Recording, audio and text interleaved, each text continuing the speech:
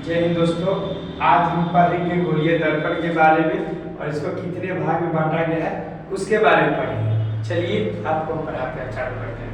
देखिए गोलीय दर्पण क्यों नाम पड़ा? देखिए अगर दर्पण अवतल हो या उत्तल, कोई भी दर्पण हो वह एक गोला का ही भाग होता है, कि वह एक गोला का ही भाग होता है और गोला के भाग होने के कारण इसका गोलीय दर्पण नाम पड़ा। अब इससे ही बनेगा अवतल दर्पण, इससे ही बनेगा उत्तल दर्पण, इससे ही बनेगा समतल दर्पण। देखिए दर्पण बनाने का कुछ ना कुछ तरीका होता है, वैसे जैसे थोड़ी दर्पण बनेगा। अब हर एक कुछ भी मैथ भी बनाते होंगे तो उसका भी कुछ ना कुछ तरीका होगा, तो उसी तरह दर्पण बनाने का तरीका है। दर्पण को इंग्लिश में मिरर बोलते हैं। दर्पण बनाने का तरीका ये है कि दर्पण जो बनता है वो ग्लूकोज का बना होता है। किसका बना होता है? ग्लूकोज का। दर्पण के पीछे आप देखिएगा पेंट किया रहता है, तो दर्पण के पीछे जो पेंट किया जाता है वो पेंट सिल्वर ब्रोमाइड का होता है। किसका पेंट होता है? सिल्वर ब्रोमाइड का वो पेंट होता है। देखिए अब इसका कुछ नियम कानून है। नियम कानून ये पहला है कि देखिए जब भी दर्पण में अगर पेंट किया जाएगा दर्पण को तो हमेशा राइट साइड पेंट किया जाएगा। दर्पण को आप लेफ्ट साइड पेंट नहीं कीजिएगा, हमेशा राइट साइड पेंट कीजिएगा। और जब दर्पण को प्रकाश डालना होगा तो लेफ्ट साइड से प्रकाश डालना पड़ेगा, नहीं कि राइट साइड से, क्योंकि राइट साइड को पेंट कर दिया जाता है तो प्रकाश लेफ्ट साइड से ही डाला जाएगा। अब देखिए प्रकाश लेफ्ट साइड से डाला जाएगा तो वस्तु भी लेफ्ट साइड रखना पड़ेगा।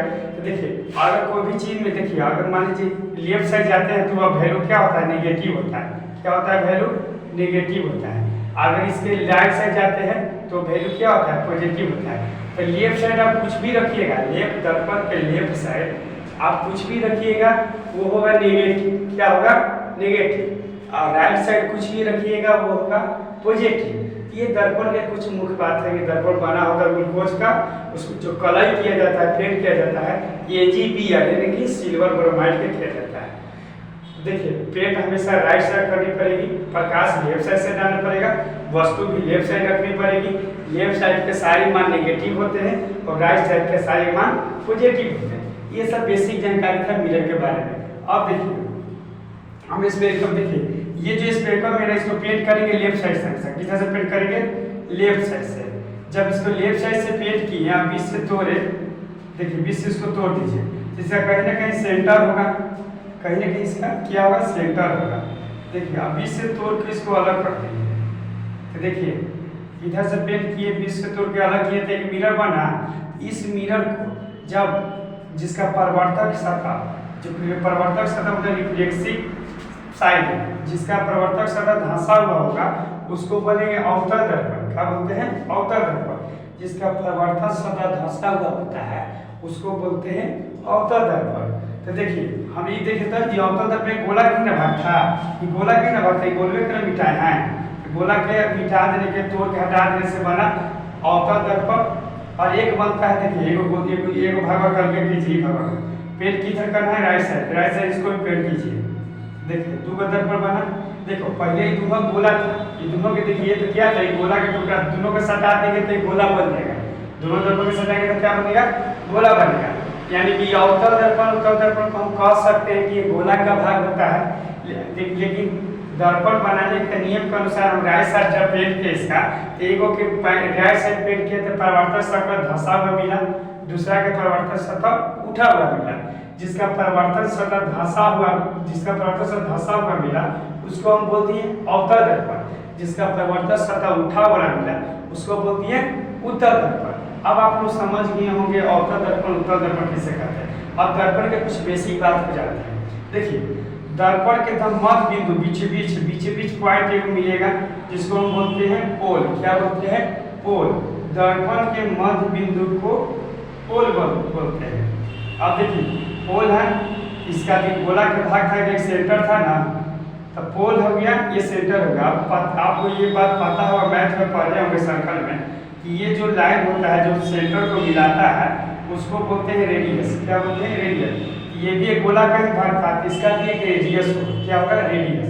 तो देखिए दर्पण मिला क्या? एक पोल मिला, दूसरा सेंटर। सेंटर डबल किसको बोलते हैं? सेंटर ऑफ कर्वेचर बोल देते हैं। क्या बोलते हैं? Centre of curvature. इसका हिंदी नाम होता है वक्ता केंद्र। तो देखिए एगो सेंटर ऑफ कर्वेचर मिला, दूसरा रेडियस मिला, एक पोल मिला, तीसरा चौथा पॉइंट है जिसका नाम है फोकस। देखिए ये रेडियस के देखिए यहाँ से यहाँ तक रेडियस हुआ, लेकिन आधे दूरी जा रहे हैं तो आधा दूरी पर कुछ ना कुछ हमको पाने मिलता है। तो आधे दूरी को हम बोल देते हैं फोकस। क्या बोलते हैं? फोकस। यानी त्रिज्या का रेडियस वक्रता त्रिज्या यानी कि रेडियस ऑफ कर्वेचर के आधे दूरी को फोकस बोलते हैं। वक्रता त्रिज्या के आधे दूरी को क्या बोलते हैं? फोकस। ये आपका फॉर्मूला में लिखा हुआ है।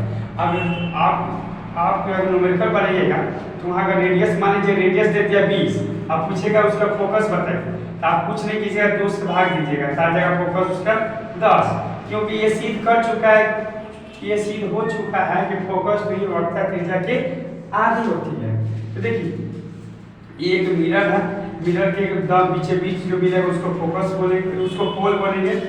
एक सेंटर ऑफ कर्वेचर होता है, सेंटर और कर्वेचर के बीच वाली लाइन इतना दूरी, सेंटर और कर्वेचर पोल के बीच की दूरी को रेडियस बोलेंगे।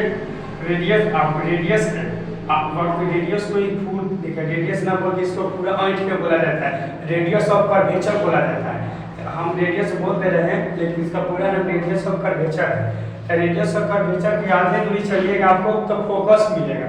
देखिए अब ये फोकस मिल गया तो फोकस से देखिए हम क्या बोले कि वक्रता त्रिज्या के आधी दूरी को फोकस बोलते हैं। इससे एक फॉर्मूला भी बनता है। तो अवतल उत्तल गोलीय दर्पण आप समझ लोगे। देखिए गोला के भाग होने के कारण इसका भाग होने के कारण अवतल और उत्तल नाम पड़ा, क्योंकि टूटा था तो राय से जब पेंट किए तो एगो के परिवर्तन सतह धंसा हुआ मिला था तो अवतल की है, उठा वाला मिल गया परिवर्तन सतह तब उत्तल का है। लेकिन अब जब इसकी मिरर खोली, देखिए अब ये जो गोला के जो भाग है मिटा के फिर से बता देते हैं। देखिए ये गोला का भाग इसको तोड़ते जाइए, इसको तोड़ते जाइए, तोड़ते जाइए, तोड़ते जाइए, तोड़ते जाइए, तोड़ते। देखिए एक सीधा लाइन मिला, इसी से एक बन सीधा लाइन मारा तो इससे भी एक बन जाता है मिरर, जिसको हम बोलते हैं हम लोग समतल दर्पण। क्या बोलते हैं? समतल दर्पण, समतल दर्पण, इंग्लिश में प्लेन मिरर बोलते हैं। देखिए ये समतल दर्पण होता है। अब बताइए तो पूरा प्लेन हो गया तो इसका रेडियस पता चलेगा कहाँ है? नहीं ना, इसका रेडियस दम अनंत होता है। तो पूछेगा समतल दर्पण की रेडियस होती है तो बोलना है अनंत होती है रेडियस। समतल दर्पण की रेडियस अनंत होती है।